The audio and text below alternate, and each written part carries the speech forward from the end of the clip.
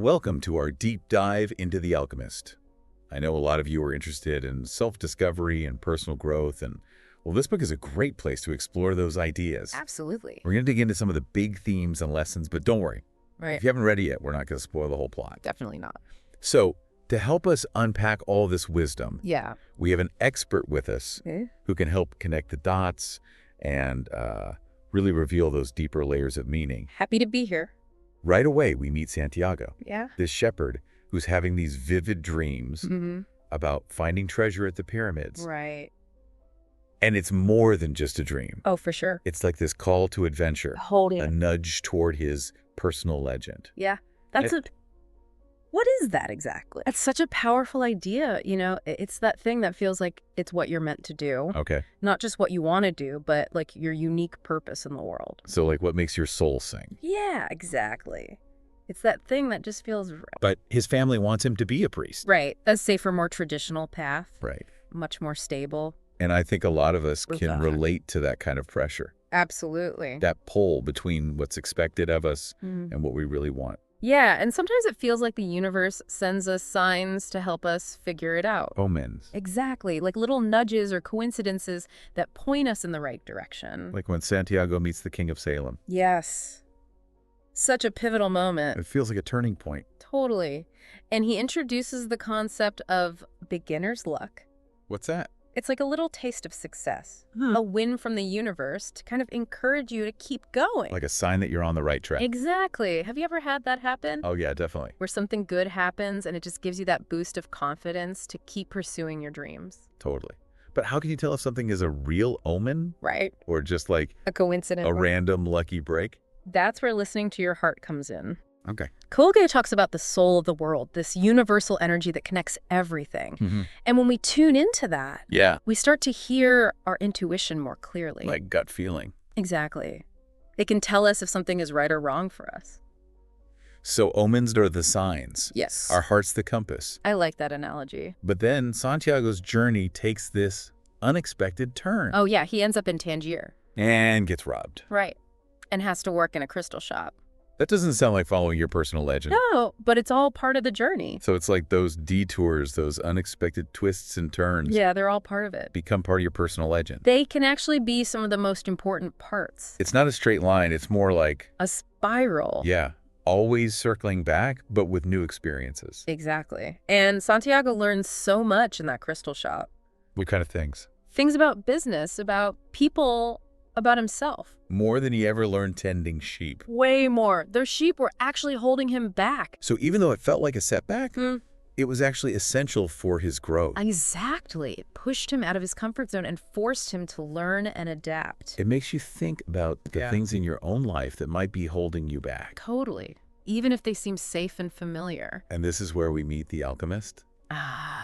The alchemist. Who's this mysterious figure. He embodies wisdom. And he becomes Santiago's guide. It's like a mentor. But what's really cool is that he's not giving him all the answers. Right. He's teaching him how to find them within himself. Exactly. And this leads to one of the most memorable scenes in the book. Turning lead into gold. Yes. But it's not about literal alchemy. Right. It's about realizing your own potential. Transforming yourself. Exactly. It's like saying, look, you have everything you need within you to achieve your dreams. That's powerful. It is. But Santiago's journey isn't just about personal growth. It's also about love. Yes. Yeah. When he meets Fatima, he experiences that conflict between pursuing his dreams and wanting love and connection. That's a classic dilemma. How do you balance your own aspirations with your commitments to others? And Coelho doesn't shy away from that tension. Right. Fatima understands Santiago's need to continue his journey. She doesn't try to hold him back. No, she encourages him. Which I think says a lot about true love. It does. Love without possession. Exactly. A love that supports growth and freedom. There's so much to unpack there, but before we get into that, Yeah. let's talk about the challenges Santiago faces. Okay. You know, just when Santiago thinks he's close to the pyramids, right, he gets robbed and beaten. It's heartbreaking. Like, after all that, he loses everything. Yeah, and I think a lot of us can relate to that feeling of being knocked down. Especially when you're so close to your goal. Right, when you think you're about to make it. But it's interesting how Santiago responds. He doesn't give up. No. He remembers what the alchemist taught him. About the soul of the world. And he keeps going. It's incredible. It's like in that moment of despair, he chooses faith over fear. Such a powerful message. It is. But why does he start digging in that specific spot? This is where Coelho gets really deep. Yeah. The treasure isn't actually at the pyramids. What? It's back at the abandoned church where his journey began. Oh, wow. The place where he had the dream about the treasure. Full circle. So the real treasure was never about the gold. No, it was the journey itself. The transformation that happened along the way. Exactly. And all those challenges, those setbacks. They were all part of it. They were guiding him towards his true treasure. That blows my mind. It makes you rethink those tough times in your own life. Definitely. Like, what if those difficult experiences were actually opportunities for growth? Leading you somewhere you need to be. Precisely. It's all interconnected. I love that. And it reminds me of another thing about omens. Oh, yeah. It's not just about signs and symbols. It's about the people we meet along the way. Like the king of Salem. Yeah. Or the crystal merchant. Even the thief. It's like everyone plays a role. They're all part of the journey. Shaping your path. Leading you to your treasure. Makes you think about the people in your own life, right? Absolutely. Have you ever had someone who gave you that nudge? Yeah. Like the king of Salem did for Santiago? Or someone who challenged you to step outside your comfort zone? Like the crystal merchant. Or even someone who hurt you? Yeah, but taught you a valuable lesson in the process. Wow, that's a really interesting way to look at it. It is. Like everyone's a potential teacher. If we're open to learning. But even when we're following our hearts Right. and paying attention to the signs, we still hit roadblocks. Yeah. Santiago's journey wasn't always easy. No, there were delays and detours. And doubts. Moments where he questioned everything. Absolutely. But like Santiago, we have to trust the timing. Maybe those delays are there for a reason. They might be opportunities to learn something essential. Right. Something we need to know before we can move forward. And in those moments of uncertainty, it's important to have faith. To trust that the universe is working things out.